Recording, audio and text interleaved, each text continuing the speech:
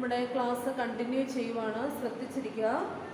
Next പോയിന്റിലേക്ക് കടക്കുവാണ്. Next point എന്ന് പറയുന്നത് subscribing to the MOA and AOA. Subscribing to the MOA and AOA എന്ന് പറഞ്ഞാൽ മെമ്മോറാണ്ടം ഓഫ് അസോസിയേഷനിലും ആർട്ടിക്കിൾസ് ഓഫ് അസോസിയേഷനിലും എന്ത് ചെയ്യാന്നുള്ളതാണ്, ഒപ്പുവെക്കുക എന്ന നെക്സ്റ്റ് സ്റ്റേജാണ്.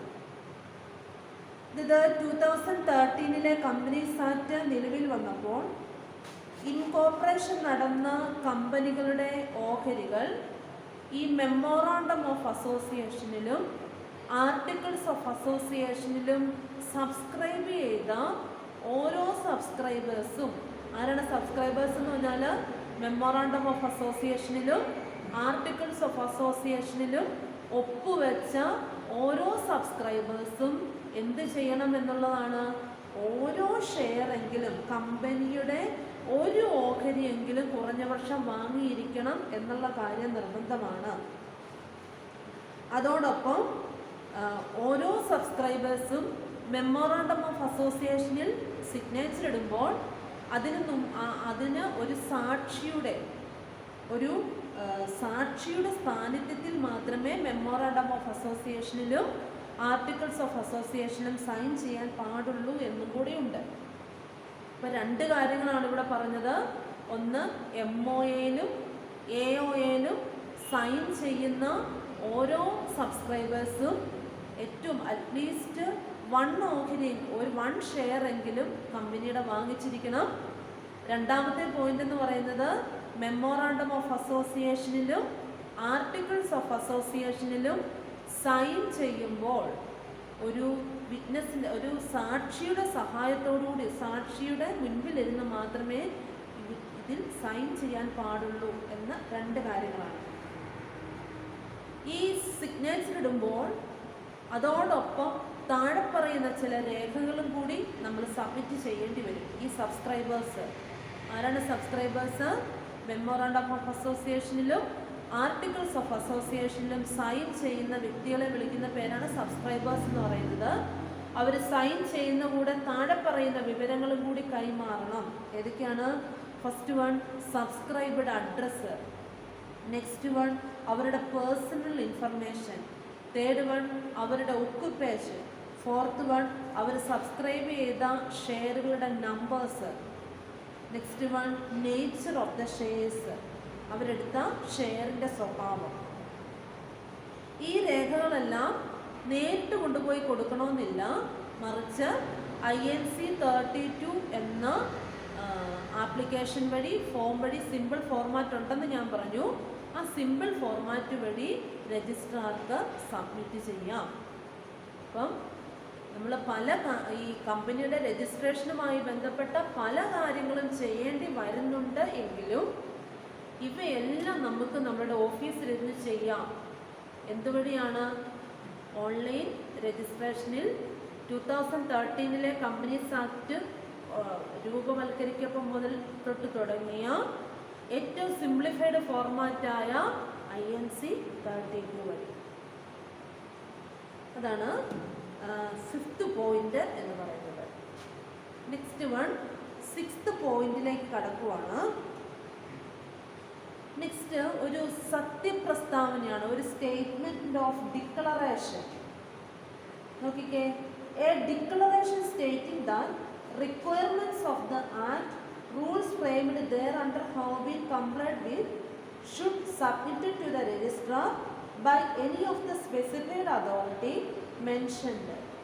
This declaration is required to be signed by an advocate of Supreme Court or an attorney or a pleader having right to appear before or a high court or a chartered accountant in all time practice in India who is engaged in the formation of a company or by a person named in the articles as a director, manager or secretary of the company. This declaration can be digitally signed by the authority and should be submitted to INC 32 or SPIC form. അതായത് നമ്മൾ ഈ കമ്പനിയുടെ രജിസ്ട്രേഷനുമായിട്ട് ബന്ധപ്പെട്ട മുഴുവൻ കാര്യങ്ങളിലും ഈ പറഞ്ഞ rules and regulations എല്ലാം അനുസരിച്ചാണ് നമ്മൾ കാര്യങ്ങൾ ചെയ്തു എന്ന് മറ്റൊരാളും കൂടെ സാക്ഷ്യപ്പെടുത്തണം. അപ്പോൾ ഈ ഏതെങ്കിലും ഈ കമ്പനിയുടെ ഫോർമേഷനുമായിട്ട് ബന്ധപ്പെട്ട് പ്രവർത്തിച്ച ഏതെങ്കിലും ഒരു വ്യക്തിയുടെ ഒരു സത്യപ്രസ്താവനയും കൂടി ഇതിൽ ഉൾക്കൊള്ളിച്ചിരിക്കണം എന്നാണ് പറഞ്ഞത്. അതോടൊപ്പം ഈ സത്യപ്രസ്താവനയിൽ മറ്റൊരാളും കൂടെ സൈൻ ചെയ്യണം. ആരൊക്കെയാണെന്ന് പറഞ്ഞേക്കുന്നത്? ഒന്നെങ്കിൽ ഒരു ഹൈക്കോടതിയുടെ ഒരു അറ്റോർണി, അല്ലെങ്കിൽ ഒരു ഹൈക്കോടതി ജഡ്ജി, അല്ലെങ്കിൽ ഒരു ചാർട്ടേഡ് അക്കൗണ്ടന്റ്, ഇങ്ങനെ കുറച്ച് പേരുടെ പേരുകൾ പറഞ്ഞിട്ടുണ്ട്. അവരാണ്, ഒന്നുകൂടെ പറയാം, ആരൊക്കെയാണ് പറഞ്ഞേക്കുന്നത്? First this declaration is sign ചെയ്യാനുള്ള അധികാരം ആർക്കൊക്കെയാണ്? Advocate of the supreme court, or an attorney, or a pleader, or high court, or chartered accountant of all time practice, ഇന്ത്യയിൽ ഫുൾ സമയം പ്രാക്ടീസ് ചെയ്ത ഒരു ചാർട്ടേഡ് അക്കൗണ്ടന്റ്. ഇവരെല്ലാം എന്ത് ചെയ്തിരിക്കണം എന്ന് പറഞ്ഞിരിക്കുന്നത്? കമ്പനിയുടെ ഫോർമേഷനുമായിട്ട് ബന്ധപ്പെട്ട് പ്രവർത്തിച്ച ആളായിരിക്കണം. അയാൾ ഈ സ്റ്റേറ്റ്മെൻറ്റിൽ സൈൻ ചെയ്യുകയും വേണം. എന്നിട്ട് വേണം ഇത് മുഴുവനും കൂടെ കൊണ്ടുപോയി രജിസ്ട്രാറുടെ മുമ്പാകെ സബ്മിറ്റ് ചെയ്യുക. ക്ലിയർ ആയാലോ? അപ്പം ഇത്രേ പറഞ്ഞിട്ടുള്ളൂ. കമ്പനിയുടെ രജിസ്ട്രേഷനുമായി ബന്ധപ്പെട്ട എല്ലാ നിയമങ്ങളും ചട്ടങ്ങളും പൂർത്തിയാക്കുമ്പോൾ ഈ കമ്പനി രജിസ്ട്രേഷനുമായിട്ട് ബന്ധപ്പെട്ട് നമ്മൾ ചെയ്ത എല്ലാ നിയമങ്ങളും ചട്ടങ്ങളും നിയമപരമായിട്ട് സത്യസന്ധമാണ് എന്ന് തെളിയിക്കുന്ന ഒരു ഡിക്ലറേഷൻ ഒരു അതോറിറ്റി ആരുടെ മുമ്പാകെ നൽകണം? രജിസ്ട്രാറുടെ മുമ്പാകെ നൽകണം.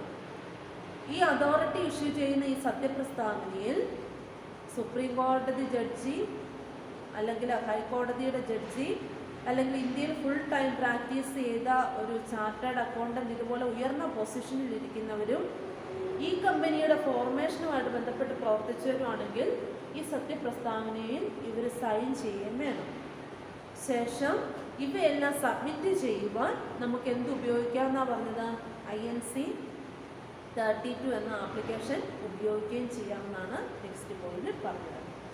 ആൻഡ് ലാസ്റ്റ് വൺ, ഇപ്പോൾ ഈ പറഞ്ഞ കാര്യങ്ങളെല്ലാം ഓക്കെ ആണെങ്കിൽ കമ്പനിക്ക് ഒരു സർട്ടിഫിക്കറ്റ് കിട്ടും. That certificate is called certificate of incorporation.